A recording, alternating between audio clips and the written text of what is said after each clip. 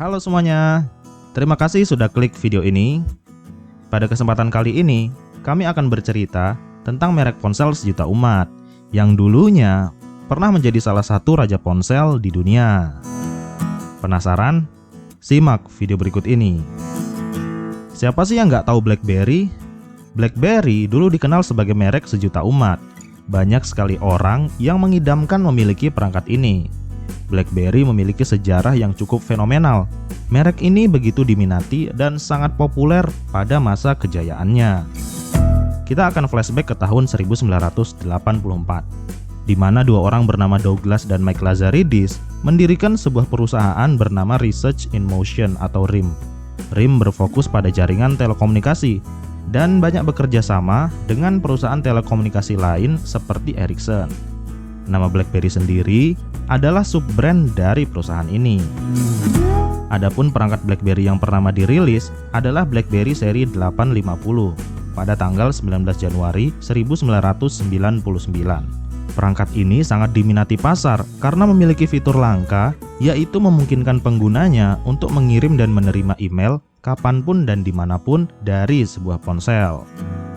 Keunggulan inilah yang membuat penjualan BlackBerry melonjak dan berdampak pada saham RIM yang naik 50% dalam 3 bulan.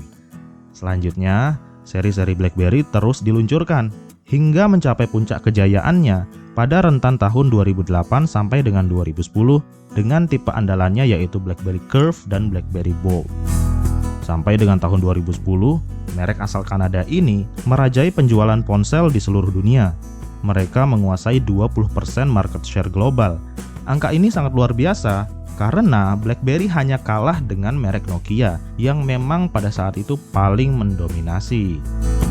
Petaka mulai datang kepada BlackBerry setelah tahun 2010. Sedikit demi sedikit, market share mereka mulai tergerus. Produk mereka mulai tersaingi oleh para pendatang baru.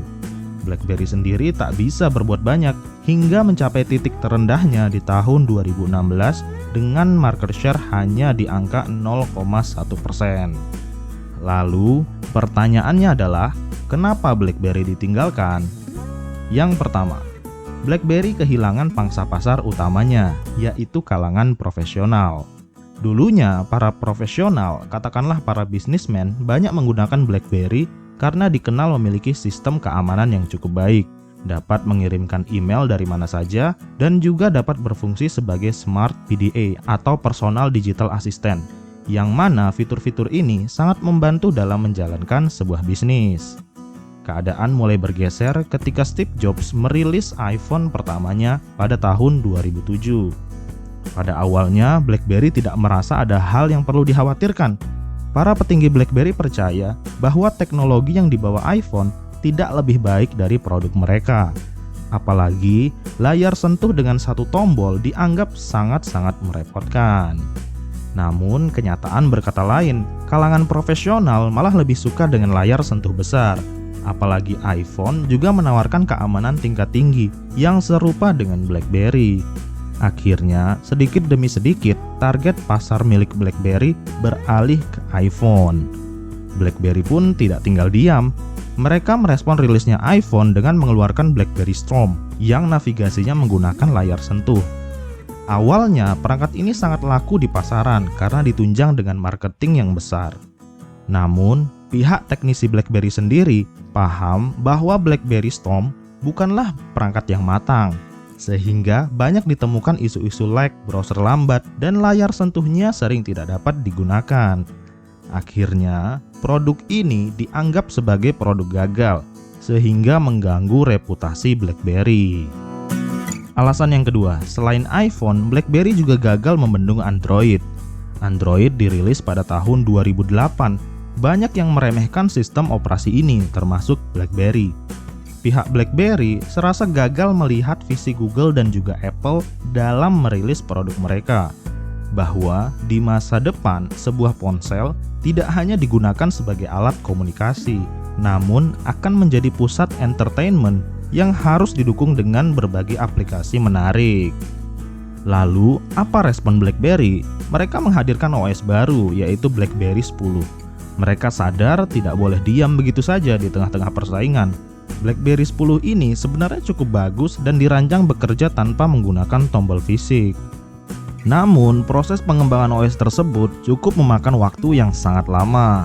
Rencana awal, OS tersebut dirilis pada tahun 2011, namun ditunda sampai dengan tahun 2012, dan kemudian ditunda lagi sampai akhirnya BlackBerry Z10 yang menggunakan OS baru ini dirilis pada awal Januari 2013. Ternyata produk tersebut tidak mampu mendongkrak reputasi BlackBerry. Hal ini sangat wajar karena pesaing mereka telah terlebih dahulu mendominasi. Alasan yang ketiga, kalahnya BlackBerry Messenger dengan WhatsApp. Tidak bisa dipungkiri, BlackBerry Messenger atau BBM adalah aplikasi untuk mengirim pesan yang sangat powerful. Tetapi kesalahan pihak BlackBerry adalah mereka tetap menjaga eksklusivitas BBM dengan menolak menghadirkannya di perangkat Android dan iOS. Menurut mereka, BBM adalah aplikasi khusus yang hanya boleh ada di perangkat BlackBerry. Kondisi ini membuat para pengguna yang telah beralih ke Android dan iOS terpaksa harus mencari alternatif aplikasi lain. Dan pilihan tersebut jatuh ke WhatsApp yang baru hadir di tahun 2009. BlackBerry lagi-lagi berusaha merespon. Mereka akhirnya memperbolehkan BBM untuk masuk ke Android dan iOS pada tahun 2013. Namun, usaha tersebut nampaknya sudah terlambat ketika masyarakat sudah terbiasa dengan WhatsApp. Siapa yang mau menggunakan BBM lagi? Akhirnya, BBM ditinggalkan dan resmi ditutup pada tahun 2019. Kejatuhan BlackBerry ditandai dengan laba perusahaan yang turun drastis sejak 2011. Nilai sahamnya terus mengalami penurunan di bursa saham Toronto dan terjadi PHK karyawan pada rentang tahun 2011 sampai dengan 2013. Selanjutnya, BlackBerry mencoba peruntungannya dengan merilis BlackBerry ber-OS Android pada tahun 2015. Namun, hasilnya tidak begitu memuaskan. Akhirnya, perusahaan asal Cina bernama TCL setuju untuk membuat dan memasarkan merek dagang ponsel BlackBerry di tahun 2016. Perusahaan ini mencoba membangun kembali kejayaan BlackBerry dengan merilis BlackBerry K1, K2, dan sebagainya. Tetapi situasi tak pernah sama lagi bagi BlackBerry.